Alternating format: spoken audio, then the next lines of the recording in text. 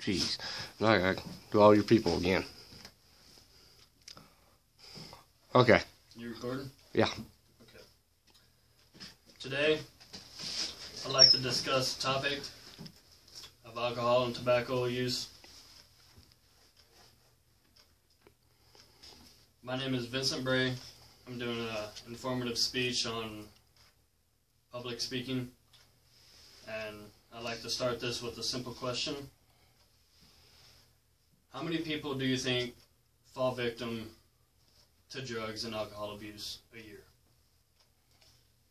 Roughly 200,000 people die every year due to alcohol and drug abuse. Doesn't sound like much compared to the population of the world. Teenagers, most of all, need to realize the potential dangers of drugs and peer pressure. It is easy for teens to get a hold of drugs, and it can be simply compared to a person walking into a candy store and just picking out a candy bar. We need to realize that kids can be easily introduced to drugs. The National Institute of Drug Abuse states that in 2012, nearly 37% of freshmen have used marijuana within their first year, within that year. The main additive in marijuana is THC, also known as delta-9 tetrahydrocannabinol. THC is absorbed into the bloodstream through the lungs. The side effects include high blood pressure, low heartbeat, and lack of coordination. Some like the mellow high of pot, but others aren't as mellow. Another drug that is catching the attention of our youth is called Adderall. It is a pill. It is a prescription stimulant normally used for a person with ADD, or attention deficit disorder. With the increased use of prescription pills and alcohol raised nearly 10% in only 2.5 years. The use of Adderall as a motivator and a study aid, it helps with focus, which makes it popular to come across. Unlikely as it sounds, they are not as hard as you would think to find. Based on a study in 2009 by the National Center of Drug Abuse, study shows around 40% of teens can get drugs and alcohol the same day, and 25% said that they can get it within that hour. That number has risen 37% by the end of that year, also determining 6% of those kids use drugs daily. An amazing 10% or 23% admitted doing drugs within that week of the survey. And in addition to that study, also shows 10th grade, 4% have used or interacted with drugs as well. We live in a world where pot becomes more recreational. With that said, the ability to get drugs are on a much wider scale. Most of connections are hard to pinpoint. In 2012, a poll was presented by drugfree.org and MetLife.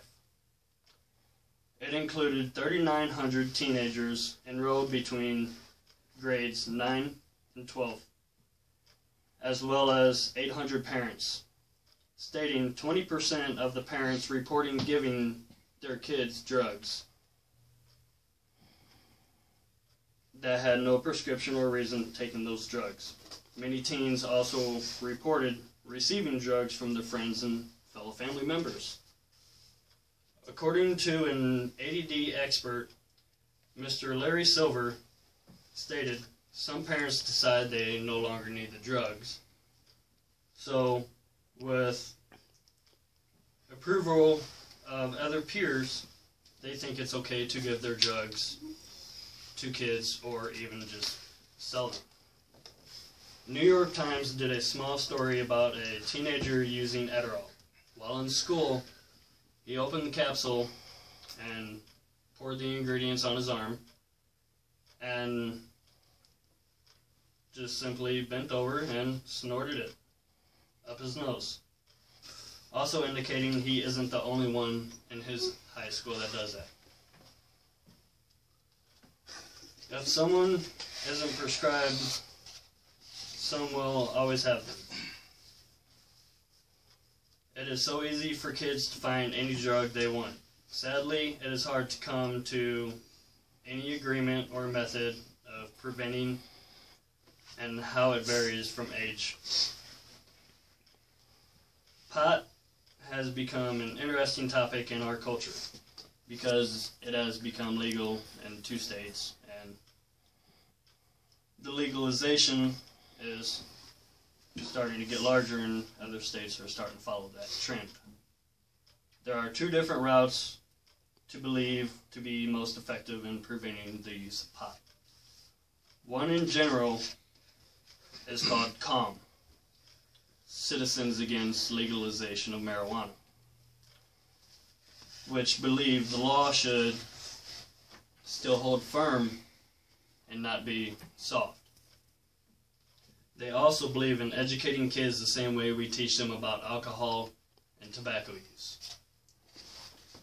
Alcohol and pills are becoming as one.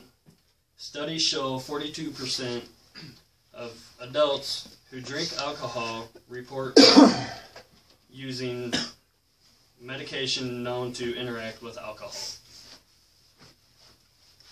Based on a study from the National Institute of Health released a new study showing adults 65 years of age who drink alcohol on a normal basis, nearly 78% report using alcoholic interactive drugs. This research is amongst one of the first to estimate the proportion of adult drinkers in the U.S. who use alcoholic interactive drugs.